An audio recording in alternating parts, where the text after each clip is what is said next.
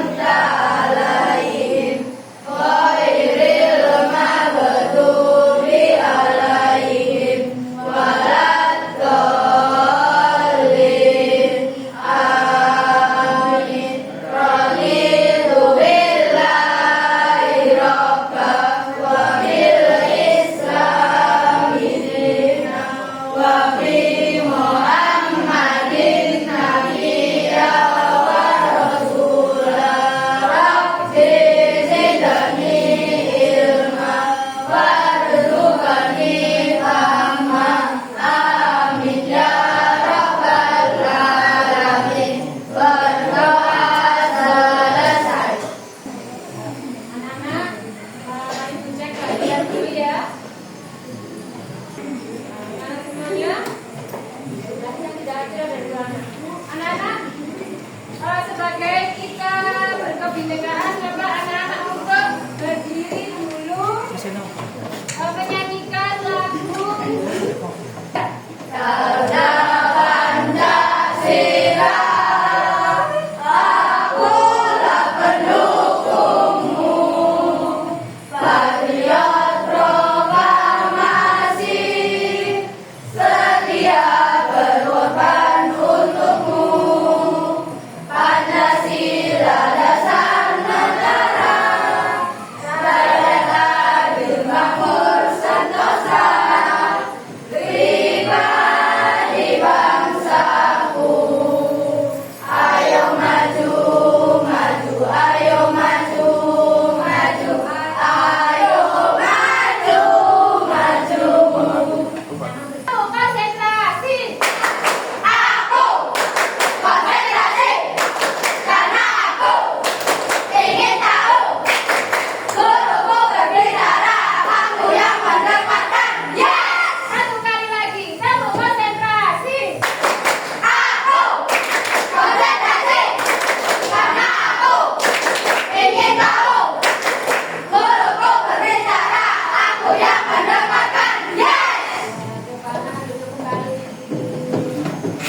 Anak-anak, sebelum Bu Yuli melanjutkan pembelajarannya, coba Bu Yuli mau tanya kepada kalian tentang pembelajaran hari ini. Bagaimana kalau kalian mempunyai mainan atau komputer atau alat digital di rumah kalian misalnya rusak? Diperbaiki. Iya, diperbaiki. Sebelum memperbaiki, kita bagaimana? Berpikir bagaimana misalnya sebelum memperbaiki? Pelajaran hari ini yaitu berpikir komputasional. Apa itu berpikir komputasional? Tujuannya yaitu satu, mampu memahami konsep berpikir komputasional. Terus yang kedua, tujuan pembelajaran mampu menyelesaikan masalah dalam kehidupan sehari-hari menggunakan konsep berpikir secara logis, berpikir kritis, sistematis dan komputasional. Apa Bu berpikir komputasional itu? Berpikir komputasional berarti peserta didik memiliki kemampuan berpikir yang dapat menyelesaikan permasalahan atau persoalan sehari-hari dengan menggunakan teknik ilmu komputer. Dengan demikian, berpikir komputasional merupakan kemampuan menyusun masalah secara logis dan sistematis sehingga dapat diproses oleh manusia maupun komputer.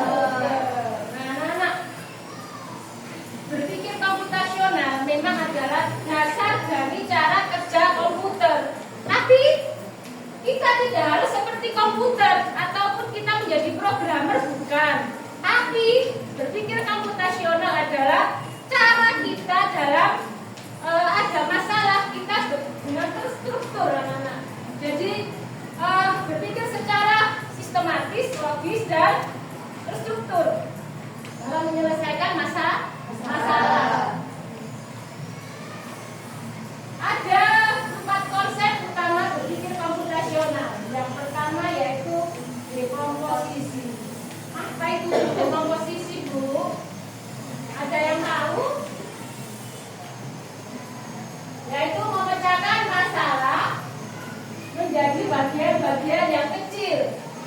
Nanti Bu Yuli jelaskan ya. Yang kedua yaitu pengenalan pola.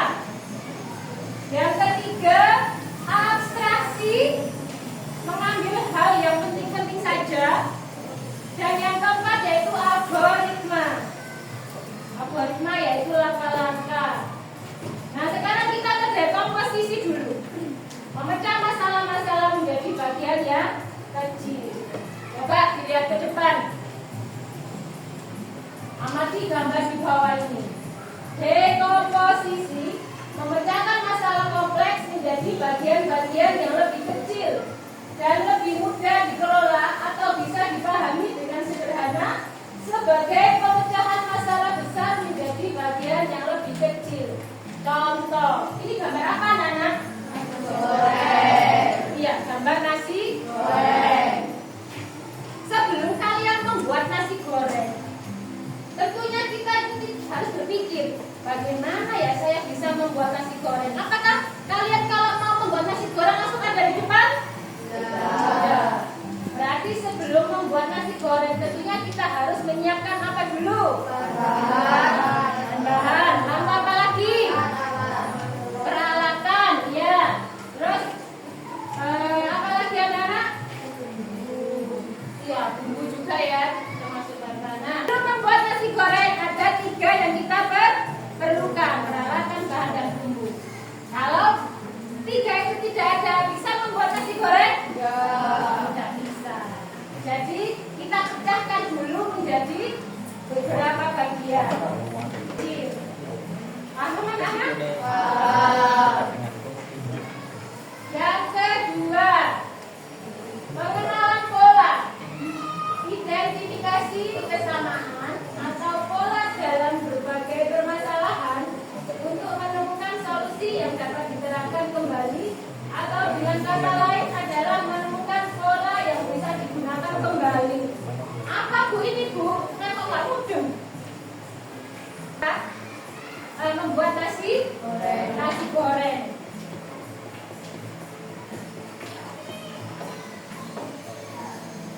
Membuat nasi goreng misalnya dalam waktu 10 menit dengan 1 porsi.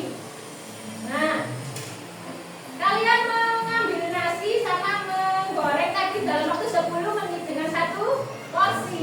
Tapi kalian bisa mengulangnya kembali di hari yang lain, misalnya dengan 3 porsi dengan waktu 10 menit. Bisa? Bisa enggak? Bisa. Berarti hanya menambahkan apa, anak-anak? Pertama tadi hanya satu porsi ya, nasi dengan bumbu misalnya. Berarti kalau dalam waktu 10 menit kita bisa menggunakan 3 porsi. Berarti hanya menambahkan apa? Nasi 3 piring lagi sama bumbu. Hanya itu aja. Berarti antara 1 porsi dengan 3 porsi waktunya sama, berulang-ulang. Seperti kita sudah tahu polanya ya, kayak membuat nasi goreng. Pertama apa dulu, lalu dimasukkan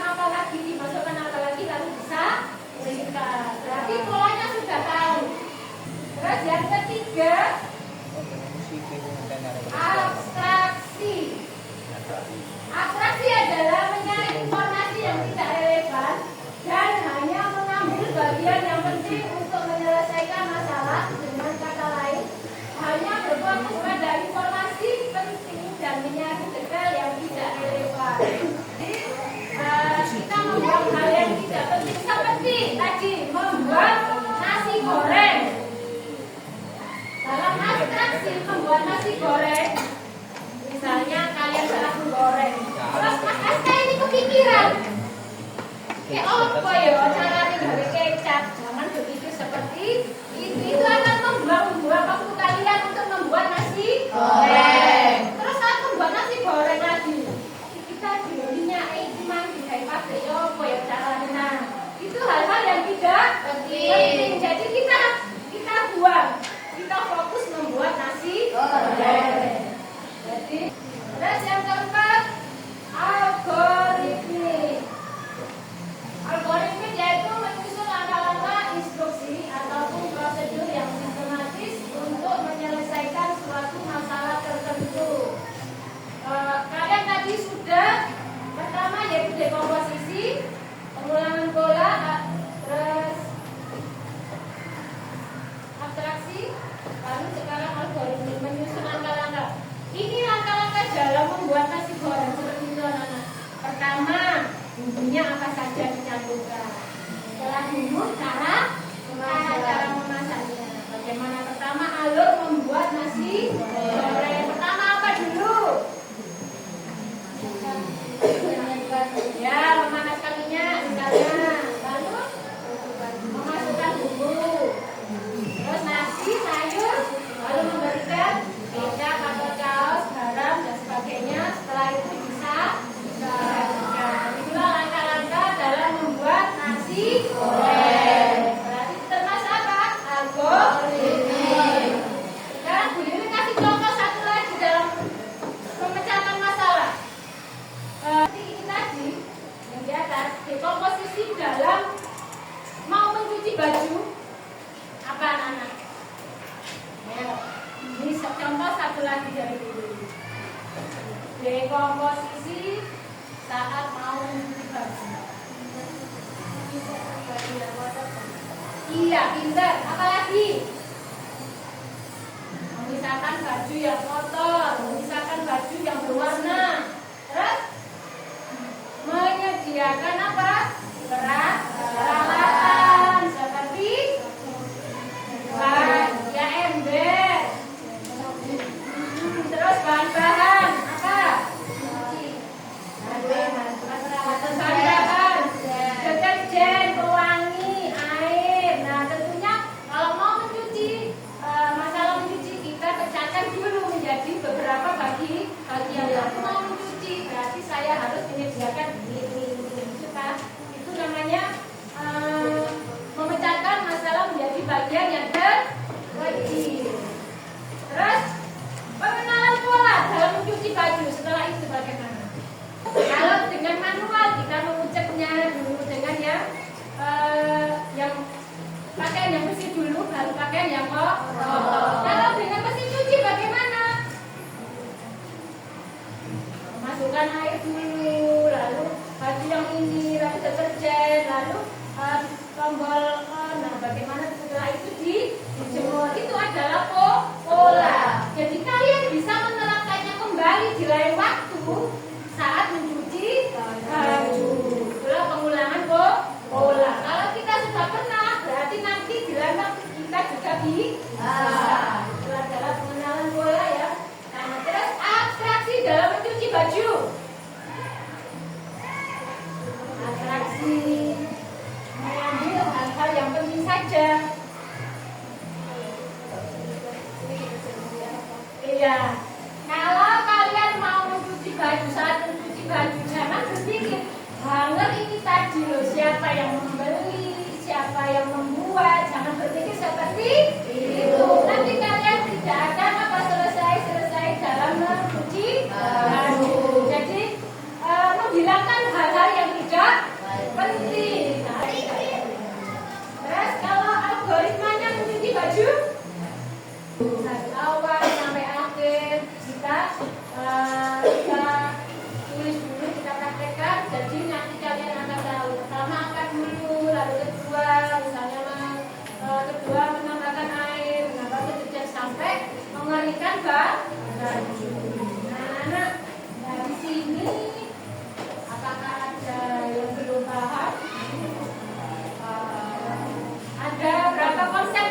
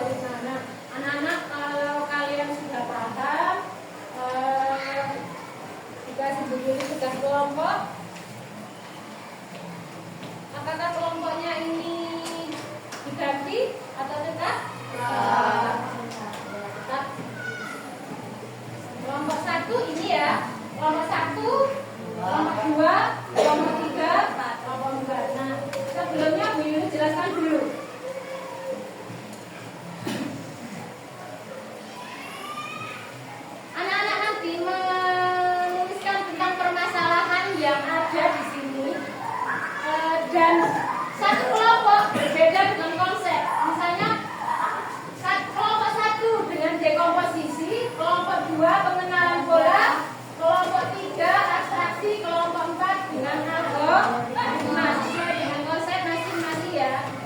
Bukan satu kelompok 4 konsep bukan, tapi memilih satu konsep saja ya. Jadi mudah memilih satu konsep saja. Diskusikan dulu dengan temannya sekelompok. Nama kelompok ini kelompok 3, kelompok 4.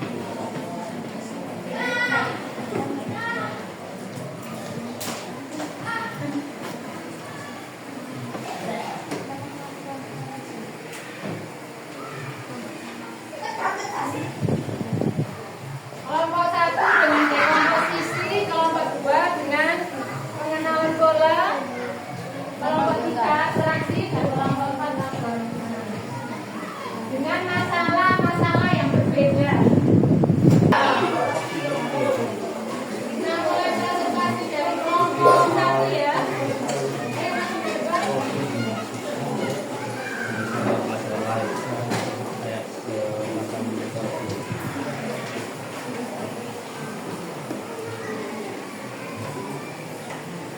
Assalamualaikum warahmatullahi wabarakatuh. Waalaikumsalam warahmatullahi wabarakatuh.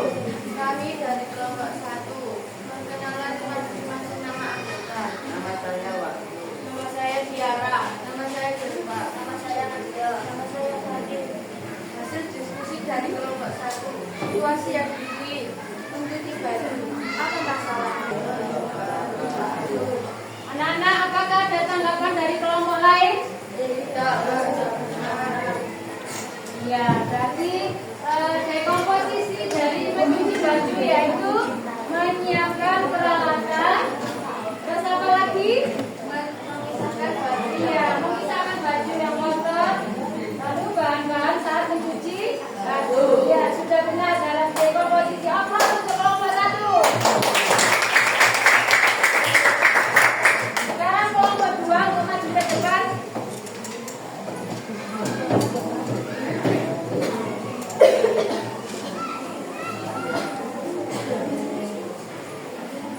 Tanam 5 pohon dalam 1 menit tadi dengan pola yang sama. Oke, untuk kelompok 2. Sekarang kelompok 3 maju baju saja. Ya. Apa untuk sekarang kelompok 4 sudah menjelaskannya untuk membuat nasi goreng. Nah, tepuk tangan untuk kelompok 4.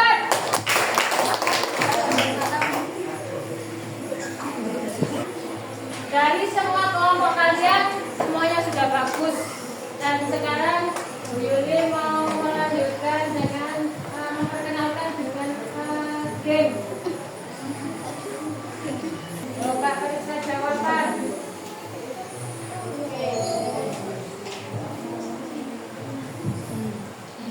Oke, sekarang permainan selanjutnya.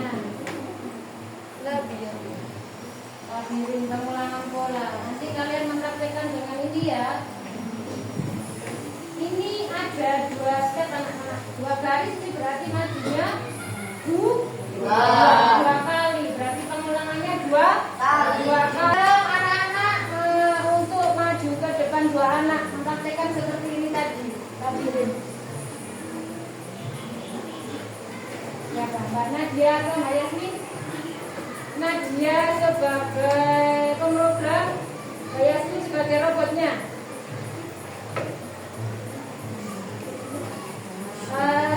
Satu peta ini berarti satu lantai ya. Bukan saja. Di sini ya.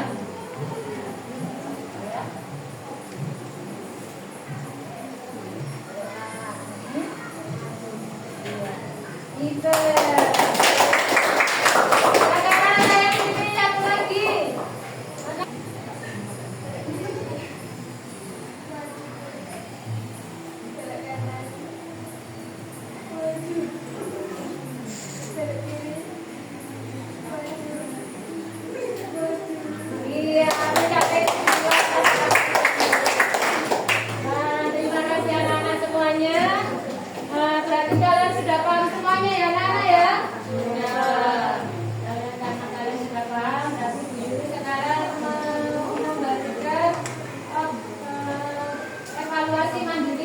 kepada kalian semuanya. Sebenarnya ini mau saya bisa lain kali lain hari ya bisa saya share linknya.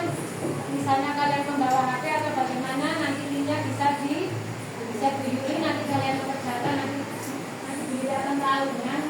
Tapi hari ini kalian maju satu-satu untuk memilih jawaban kalian masing-masing. Satu anak satu soal. Langkah yang paling tepat adalah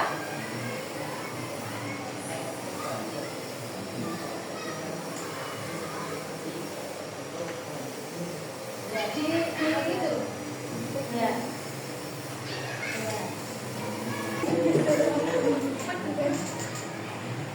Untuk membuat segelas teh manis, langkah pertama yang benar adalah iya pinter. Contoh algoritma membuat teh.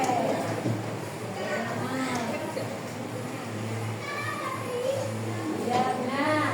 Ayo sana, mandiri anak-anak semuanya sudah bagus dan nanti insya Allah ada pengayahan tersendiri dari Bu Yuli karena kalian semuanya sudah bagus dan untuk yang